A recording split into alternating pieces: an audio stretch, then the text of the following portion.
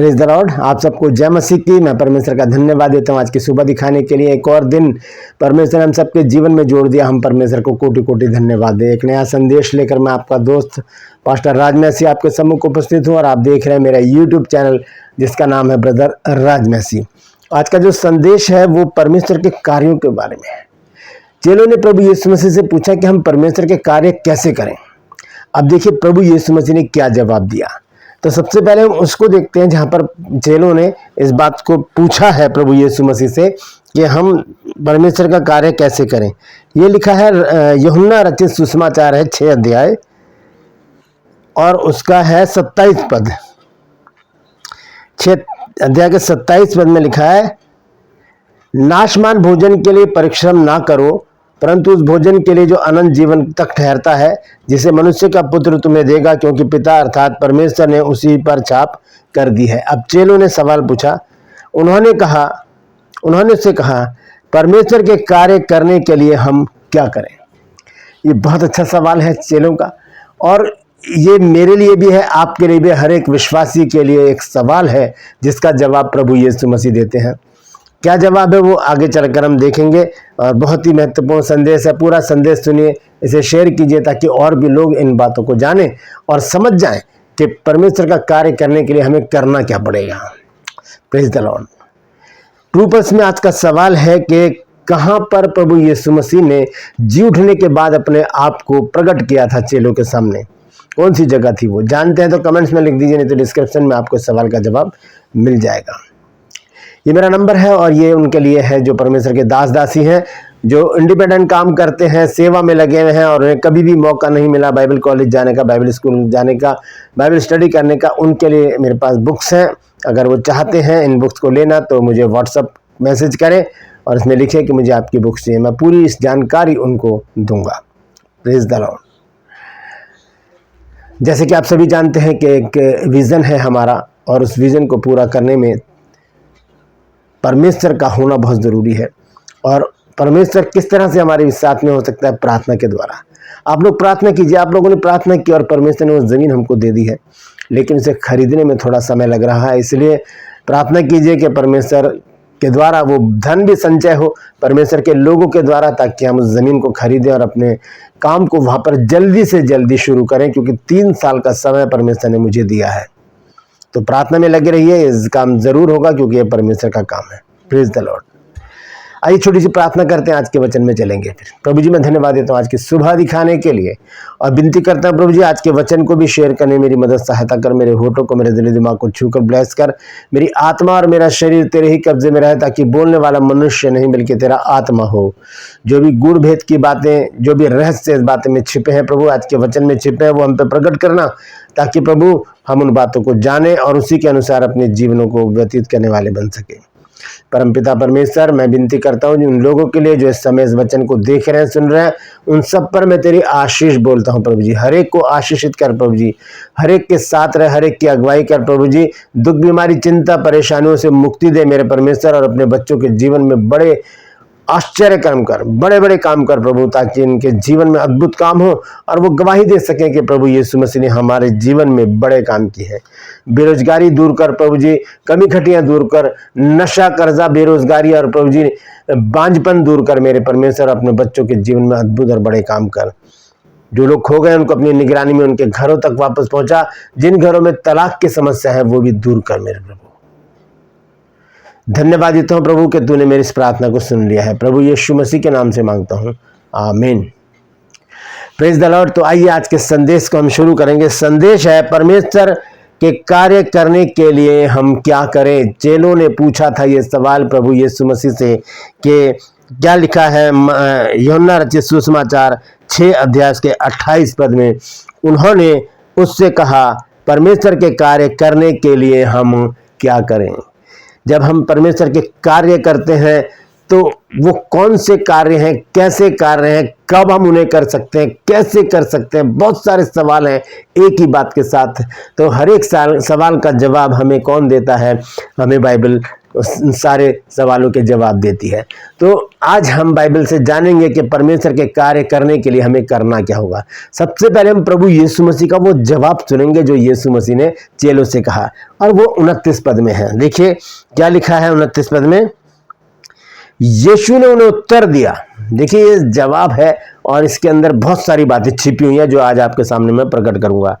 यीशु ने उनसे कहा, यूहन्ना रचित सुसमाचार 6 अध्याय 29 पद में पढ़ रहा हूं, कहा है, लिखा है, यीशु ने उन्हें उत्तर दिया, परमेश्वर का कार्य यह है, ध्यान से सुनिए, परमेश्वर का कार्य यह है कि तुम उस पर जिसने मुझे भेजा है विश्वास करो। सिर्फ विश्वास करना कार्य ही नहीं है, क्योंकि प्रभु यीशु मसीह ने बहुत सी बातों को ऐसे चेलों के सामने रखा है कि वो समझ कर भी नहीं समझते थे, फिर बाद में पूछते थे कि इसका मतलब हमें समझा। जैसे कि बीज बोने वाली की कहानी सुनाई, समझ नहीं पाए, जाके पूछा, फिर चेलों को बताया प्रभु यीशु मसीह ने, बीज जो है वो परमेश्वर का वचन है, बोने वाला किसान है, जहां जहां गिरेगा वहीं वहीं फलवंत होगा। और 4 प्रकार की भूमि प्रभु यीशु मसीह ने बताई। यहां पर भी प्रभु यीशु मसीह एक बात को उनके सामने रख रहे हैं, लेकिन बात में क्या गहराई है वो नहीं बता रहे हैं। यीशु मसीह ने कहा कि तुम्हें तो परमेश्वर के राज्य के वचनों की समझ दी गई है, लेकिन ये बातें मैं उनके लिए कहता हूं जो देखकर भी ना देखे और समझ कर भी ना समझे। तो आइए इस बात को समझेंगे कि प्रभु यीशु मसीह क्या कहना चाहते हैं। प्रभु यीशु मसीह यहां पर कहते हैं कि परमेश्वर का कार्य यह है कि तुम उस पर जिसने मुझे भेजा है विश्वास करो। तो विश्वास करना कार्य थोड़ी हो गया, ये तो एक स्वभाव हो गया हमारा। ये कार्य नहीं है, इसके अंदर जो काम है विश्वास करने के बाद वो कौन से काम है वो आज हम देखेंगे। दो वचन में आज आपके सामने रख रहा हूं। सबसे पहले हम देखेंगे मरकुस रचित सुसमाचार 16 अध्याय 17 और 18 पद। देखिए क्या लिखा है यहां पर, 17 और 18 पद में पढ़ रहा हूं। यहां लिखा है, और विश्वास करने वालों में ये चिन्ह होंगे। अब यहां पर काम दिए गए हैं, जो विश्वास करते हैं उनके काम क्या है, ध्यान से सुनिए। लिखा है, विश्वास करने वालों में ये चिन्ह होंगे कि वो मेरे नाम से दुष्ट आत्माएं निकालेंगे। ये काम है। चेलों ने पूछा कि हम परमेश्वर का कार्य कैसे करें, तो पहला काम क्या बताया गया, विश्वास। हमें विश्वास करना है परमेश्वर के ऊपर के इब्रानियों 11 अध्याय और उसके 6 पद के अनुसार, जहां पर लिखा है कि परमेश्वर के पास आने वाले को विश्वास करना चाहिए कि वो है और अपने खोजने वालों को प्रतिफल देता है, अपने खोजने वालों को प्रतिफल देता। तो यह विश्वास के परमेश्वर है, दिखता नहीं है लेकिन देखता जरूर है। जब थोमा ने कहा कि जब तक मैं उसके पंजर में उंगली नहीं डालूंगा तब तक मैं कैसे विश्वास कर लूं कि ये प्रभु यीशु है, ये यीशु है। यीशु मसीह उसके पास गए और उससे कहा कि यहाँ पर उंगली डाल और देख, विश्वासी हो, अविश्वासी मत बन। फिर यीशु मसीह ने कहा कि धन्य वो है जो बिना देखे विश्वास करते हैं। हमने तो देखा नहीं है ना खुदा को, परमेश्वर को हमने नहीं देखा, लेकिन हम विश्वास करते हैं कि वो है। इब्रानियों 11:6 के अनुसार कि परमेश्वर के पास आने वाले को विश्वास करना चाहिए कि वो है और अपने खोजने वालों को प्रतिफल देता है। तो पहला काम क्या है, विश्वास। दूसरा काम क्या है, विश्वास करने वालों में चिन्ह होंगे कि वो मेरे नाम से दुष्ट आत्माओं को निकालेंगे। अपने नाम से नहीं कि मैंने चंगा कर दिया, मैंने इतने लोगों को चंगाई दे दी है, मैंने इतने लोगों को चंगा कर दिया, मैंने प्रार्थना की और उसके अंदर से दुष्ट आत्माएं निकल गई। ऐसे नहीं कहना है कि मैंने प्रभु यीशु मसीह के नाम से प्रार्थना की और प्रभु ने उस दुष्ट आत्मा को उसके अंदर से निकाल दिया। एक बहुत अच्छा किस्सा आपको बताना चाहता हूँ कि मुरादाबाद में एक गाँव है, वहाँ पर मैं गया प्रार्थना करने के लिए। तो एक लड़की है वहाँ पर, बहुत पहले की बात बता रहा हूँ मैं, 8-10 साल पुरानी बात है। जब मैं वहाँ पर गया था तो उसके अंदर बहुत बड़ी दुष्ट आत्मा थी जो चिल्लाती थी तो बहुत दूर तक उसकी आवाज़ जाती थी। तो वहाँ पर एक मेरे दोस्त है बहुत अच्छे, मुकेश, पास्टर मुकेश, उन्होंने मुझे बुलाया कि सर जी ऐसी ऐसी बात है, प्रार्थना करनी है। तो हम लोग वहाँ पर गए, मैं गया वहाँ पर और सब लोग इकट्ठे हो गए थे, गांव के लोग इकट्ठे हो गए थे और वो लड़की को बुलाया गया। तो वो ज़मीन पर बैठी थी और अपना बाल खोल कर ऐसे ऐसे घूम रही थी। फिर हमने प्रार्थना की और वो जान ही रही थी, चिल्ला रही थी बहुत ज़ोर ज़ोर से। फिर मैंने मन में प्रार्थना की, प्रभु बता क्या करना है। तो प्रभु ने कहा आराधना करो। फिर जब हमने आराधना शुरू की, एक लड़की है बहुत अच्छी, ढोलक बजाती थी वो, हमने जब आराधना शुरू की वो चिल्लाने लगी ज़ोर ज़ोर से। फिर मैंने उसके सर पे हाथ रख के उसको डांटा, उस दुष्ट आत्मा को, और उससे कहा इसमें से निकल जा। फिर उसने एक बात कही जिसको जब भी मैं इस बात को बताता हूँ तो मेरे रोंगटे खड़े हो जाते हैं। उसने कहा ये मत समझ के मैं तेरे कारण जा, मुझसे बोला उसने कि ये मत समझ के मैं तेरे कारण जा रही हूँ, तेरे कहने से मैं जा रही हूँ, मैं इसलिए जा रही हूँ क्योंकि वहाँ पर जो खड़ा है ना मुझे उसका डर है। मैंने कहा कौन खड़ा है वहाँ पे? कह रही यीशु। हालेलुया, प्रभु यीशु मसीह वहाँ खड़े थे जिसके डर से वो दुष्ट आत्मा निकल गई। तो दुष्ट आत्माओं को निकालेंगे प्रभु यीशु मसीह के नाम से। मैं नहीं निकालने वाला, कोई भी पर अपने नाम से नहीं निकाल सकता दुष्ट आत्माओं को जब तक यीशु मसीह पर विश्वास नहीं होगा, जब तक प्रार्थना विश्वास के द्वारा नहीं होगी। और वो दुष्ट आत्मा उसमें से निकल गई। बहुत सारी दुष्ट आत्माएं उस क्षेत्र से निकली हैं जब हम लोगों ने प्रार्थना की है। तो ऐसे दुष्ट आत्मा डर जाती है प्रभु यीशु मसीह से, क्योंकि वचन कहता है कि दुष्ट आत्मा भी थरथराती हैं, विश्वास करती हैं प्रभु यीशु मसीह के ऊपर। तो इस तरह से पहला दूसरा काम क्या है, हम दुष्ट आत्माओं को निकालेंगे।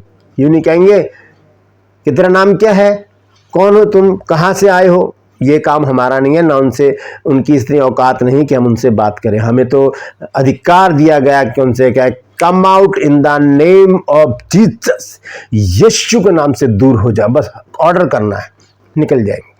उनसे बात करने की जरूरत, जितना बात करेंगे वो उतना और उस शरीर में रमेंगी। इसलिए दुष्ट आत्माएं तो प्रभु यीशु मसीह के ज़माने में भी थी, आज भी है, तो उन्हें डांटने की ज़रूरत है। निकल जाओ इसमें से, दोबारा आने की ज़रूरत नहीं है। ठीक है, तो पहला काम क्या है, विश्वास। दूसरा काम क्या है, दुष्ट आत्माओं को निकालना। तीसरा काम है नई नई भाषा बोलना, अन्य भाषा के बारे में यहाँ पर बातचीत हो रही है। चौथा काम क्या है, सांपों को उठा लेंगे, यानी कि जो ऐसी चीजें हैं जिनसे डर लगता है लोगों को, उनके साथ खिलवाड़ करेंगे। क्या सांप, क्या कुछ और चीज। और लिखा है यदि वो नाशक वस्तु भी पी जाए तो भी उनकी कुछ हानि नहीं होगी। कुछ भी पी जाए, नाशक वस्तु खा जाए, पी जाए, उनसे कोई हानि नहीं। क्यों? क्योंकि प्रार्थना के द्वारा सारी चीज़ें शुद्ध हो जाती हैं। और फिर आखिर में लिखा है वे बीमारों पर हाथ रखेंगे और वो चंगे हो जाएंगे। ये नहीं कहेंगे कि मैंने प्रार्थना किया उसकी बीमारी चली गई, मैंने प्रार्थना किया उसकी बीमारी नहीं।